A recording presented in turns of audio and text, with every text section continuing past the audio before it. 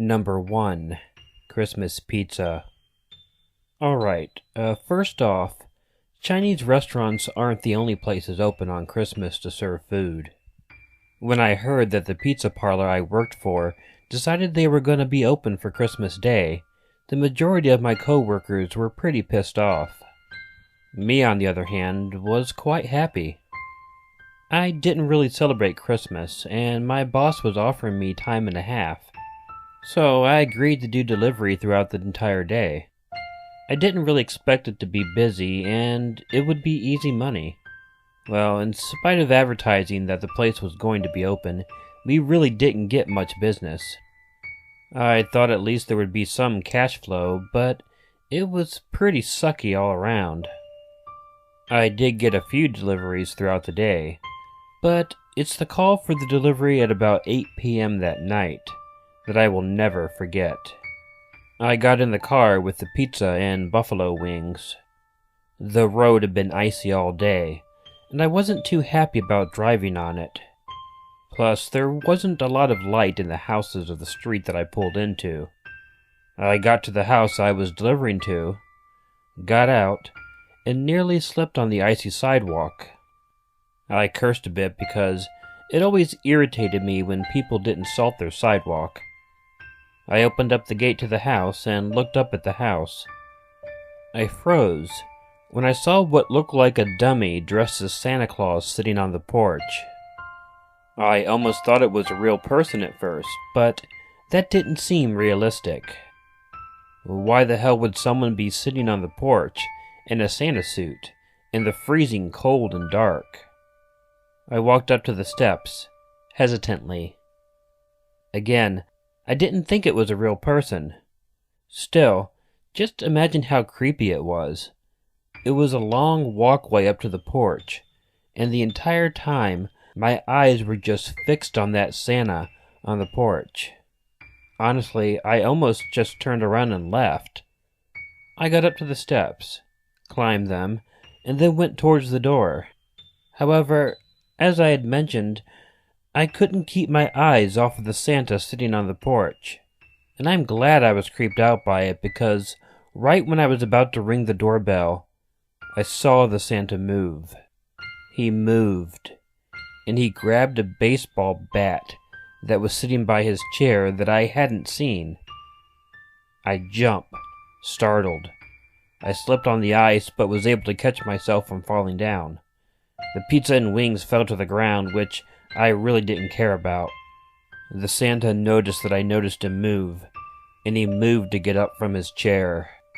I moved quickly, turned, and took off back towards my car.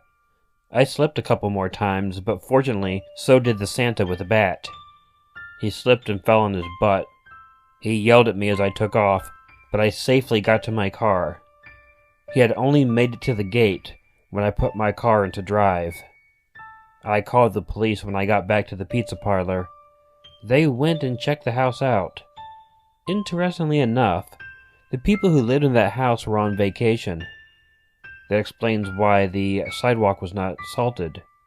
So whoever that was in that Santa suit who tried to attack me, it wasn't the owners of that house.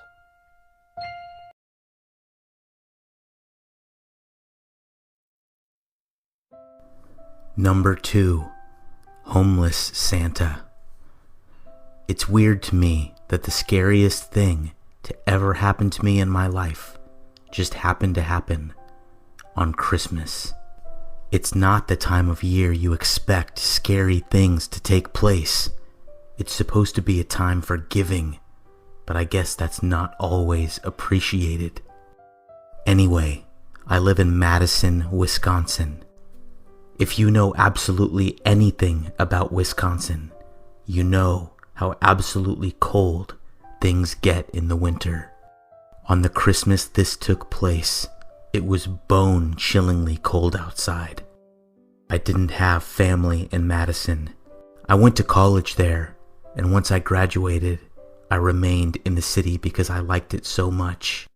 So on this day, I really didn't have plans with anyone. So I went to a bar where I knew the bartender and had some drinks on Christmas Eve. I didn't get drunk, really, but by the time I left the bar, it was 2 a.m. on Christmas morning. As I was walking out to my car, I noticed something strange across the street. It looked like a Santa Claus laying on the sidewalk against the building. I was a bit concerned, so I put my keys in my pocket and crossed the street to see what was going on. It was a man dressed in a Santa Claus outfit, and he seemed like he was passed out sleeping against the wall of the building. He had a cardboard sign saying he was cold and needed a place to sleep and was asking for money. I was immediately concerned due to how cold it was outside. I always heard that falling asleep in extremely cold weather could be fatal. I tried waking the guy up, determined to ask him if he had a place to go. He didn't respond at first. I could tell that he was breathing, however, so I at least knew he wasn't dead. I thought about what to do, and I wasn't really sure. I figured I'd give him a little money, and maybe he could get a cheap hotel room to warm up in. I slipped some money into his pocket and tried to wake him up. When he still didn't stir, I figured maybe I needed to go back to the bar and ask the bartender to call the authorities or something. I thought maybe they could take him to a homeless shelter or to a hotel room, or I thought even a jail cell would be better than sleeping in the deadly cold. I was almost all the way across the street when I heard something. It was like a moan. I turned around and saw the Santa staggering to his feet. He then came walking towards me like some sort of Santa zombie. I figured he must have been drunk and frozen. I thought I should go over and help him out, so I began to walk towards the staggering Santa. As I did, I saw him reach into his pocket. I figured he was maybe taking the money out and thanking me or something. Instead, he pulled a switchblade out of his pocket and he lunged at me. Freaked out, I moved out of the way. He was too frozen and stiff to really strike at me with any accuracy, or so I thought, because he struck me at the second time and clipped me. I yelled in pain as he staggered. Despite the pain, I turned and ran to my car, jumped in and locked the door. The Santa came at me and started pounding on my window with a knife. He kept demanding I give him the rest of my money. No longer caring about his welfare, I hit the gas and pulled off. The Santa staggered after me as I drove off, but at that point, he had no chance to catch up to me. All I could think of was that no good Christmas deed goes unpunished.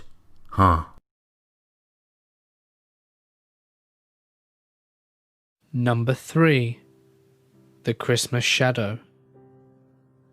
Believing in make-believe characters, like Santa Claus and the Easter Bunny, can be really fun for children. It lets them believe in magic, where they're an age where their minds are still capable of such things. You know, before the world of cynicism falls down upon them. But also it can have some bad effects too though. This story isn't very Christmassy. I have to apologise for that right off. Other than the fact that it takes place on Christmas Eve, and has some connections to make-believe characters. It's not really very holiday related. My brother used to tell me that there were all sorts of magical creatures on Christmas, and that all of them were good. Elves, for example, helped Santa Claus deliver presents.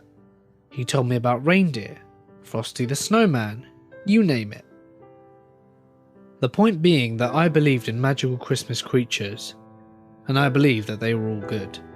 And yes, I still believed in Santa Claus when I was 9. So I had been put to bed at 8 o'clock. All I knew was when I woke up, the house was dark and quiet. So I figured that my entire family had gone to bed. I stretched and decided I should just turn over and go back to bed. When I flipped over, I got startled by something in the corner of my bedroom. It was completely dark over there, so I couldn't see it very well at all. But there were the shadows of some sort of figure hanging out in the corner of my bedroom. It was sitting on the floor, or at least that's all I could make out. But there was definitely something there. My first reaction was to be scared. I mean, any young child seeing a shadowy figure in their bedroom in the middle of the night would be scared. right? But then I remembered that it was Christmas Eve. Likely early Christmas morning by the time I'd woken up. So it made sense to me that whatever I saw was likely one of Santa's helpers. He was probably watching over me to make sure that I was asleep. I mean, Santa only brings presents to kids that are asleep, right? It was then that the shadowy figure in the corner stood up. It was by standing up that I was completely positive that there was definitely something in my room. When it stood up, I quickly turned around and told the shadow that I was sorry and that I would go to sleep. I had my head against my pillow for a few minutes, holding my eyes closed as tightly as I could. I was afraid that if I opened them, Santa Claus would leave. Whilst I was laying there, I heard some footsteps approach my bed. All was silent for a few minutes or so, and then I heard the footsteps leave the room. I eventually fell asleep, and everything was fine on Christmas morning in our house.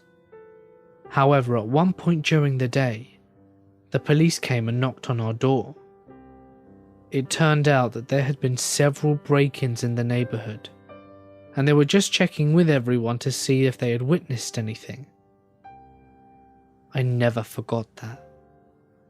When I got older, I started wondering if maybe someone had broken into the house. If so, was that them in my room?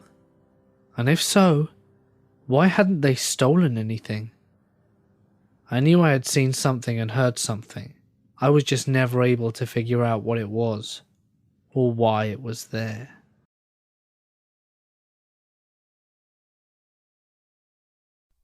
Number 4. The Christmas Sneak. I never believed in Santa Claus. It wasn't because of any sort of cynicism or anything like that. It's just that my parents never pretended that Santa Claus was real. I guess both of them believed when they were kids. When they found out that he didn't exist, they both just got really upset, and they didn't want to put me through that as a child. In spite of us not pretending that Santa Claus existed, my parents still went through the regular Christmas rituals. While some presents were under the tree, they didn't put everything out until we were all in bed. They would come down, put extra presents in front of the tree. They would fill the stockings up, and they would turn on the Christmas tree so it would look amazing and beautiful when we woke up in the morning. I was never really able to go to sleep though. Even though I didn't believe in Santa Claus, I was always anxious on Christmas Eve. I couldn't sleep, so I would lay in bed and pretend to go to sleep. I listened to my parents as they opened the door to check and see if I was up. Then, I listened to them put the presents out and get the tree ready. I always remember exactly how I knew they were done. The light to the upstairs hallway would turn on. I'd hear them come up the stairs, turn out the light, and then go to bed. Once they were in bed, I'd wait a short time. I'd then get up and creep down the steps. There was nothing I ever remember being as beautiful as coming down those stairs, turning into the living room, and seeing the Christmas tree all lit up. The lights reflected off the wall, making it look absolutely colorful and beautiful. I'd look at all the presents for a while.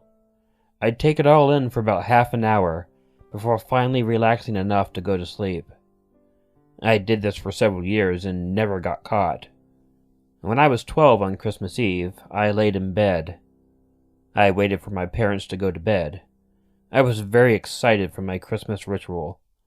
I mean, it only happens once a year. How could I not be excited?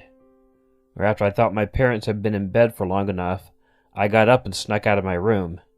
I went into the hallway, and sure enough, the lights were off.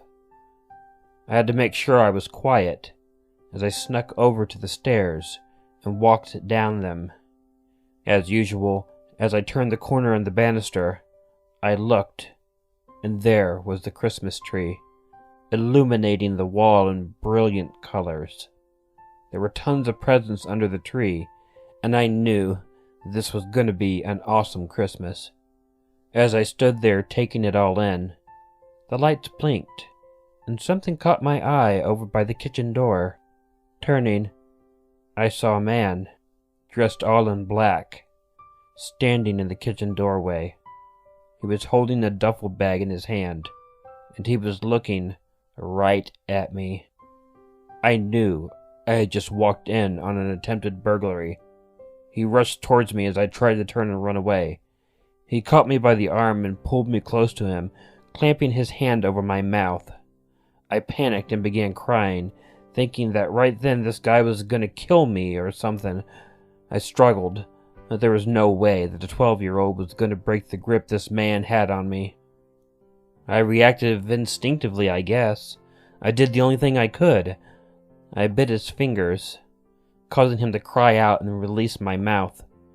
I then began screaming for my mother and father, and as I screamed, the guy took me and shoved me hard to the ground, hit me in the back of the head, and then ran for the door.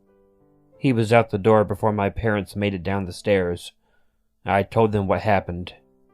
My dad went and grabbed his gun and checked around the outside of the house, while my mom called the cops. The guy was picked up that night. He had robbed a few other houses before hitting ours. He was just unfortunate to have picked a house where a kid snuck down to see the tree every year.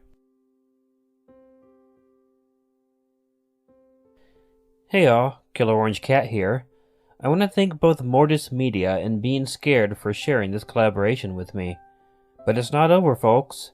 This is a 3-video collaboration, and at the end of this closing, links will appear for both Mortis's video and Being Scared's video. Make sure to check them all out, as I will be a guest narrator in each video. Also, make sure to subscribe to these 2 amazing channels if you haven't already. If you like this video, please let me know by hitting the like button.